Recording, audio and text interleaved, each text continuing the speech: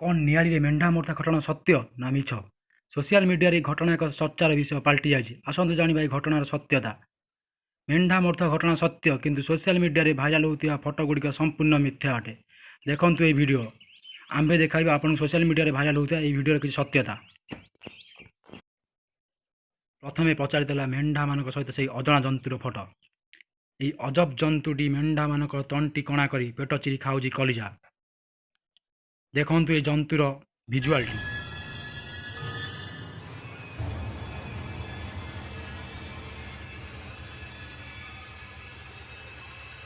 ଦ୍ୱିତୀୟରେ ସୋସିଆଲ ମିଡିଆରେ ପ୍ରଚାର ହେଉଛି ଯେ ଏହି ଜନ୍ତୁଟି ନିଆଳିରେ ଧରାପଡ଼ିଛି, କିନ୍ତୁ ଏହା ସମ୍ପୂର୍ଣ୍ଣ ମିଥ୍ୟା ଅଟେ।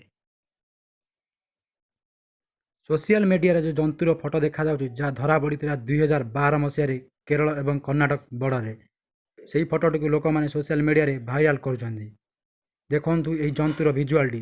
ଯେଉଁ ଜନ୍ତୁଟି ଧରାପଡ଼ିଥିଲା କେରଳ ଓ କର୍ଣ୍ଣାଟକ ବର୍ଡରରେ। ଆପଣ ଦେଖନ୍ତୁ ଜନ୍ତୁର କାରନାମା।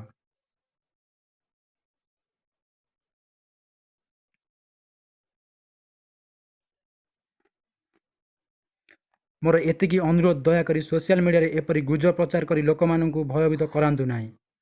ମୋର ଆପଣମାନଙ୍କୁ ଅନୁରୋଧ, ଏହି ଭିଡ଼ିଓକୁ ଅତ୍ୟଧିକ ମାତ୍ରାରେ ସେୟାର କରନ୍ତୁ ଓ ଲୋକମାନଙ୍କୁ ସତ୍ୟତା ବିଷୟରେ ଜଣାନ୍ତୁ।